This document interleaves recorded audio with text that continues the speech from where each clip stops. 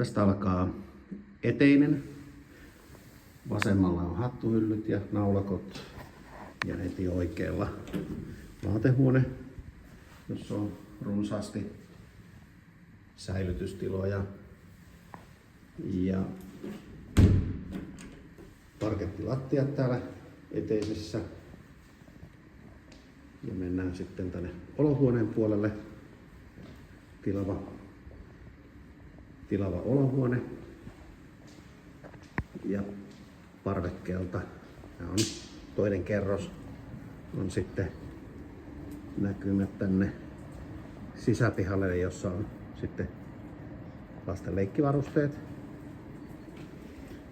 Sitten mennään tänne keittiön puolelle.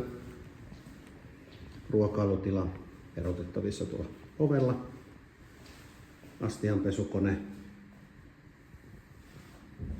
Kaapistot. Ja uusi jääkaappi pakastelu on tulossa sitten myöhemmin.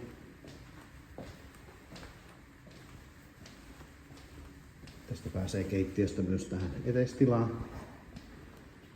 Ja täällä eteisestä vasemmalla ensimmäinen makuuhuone.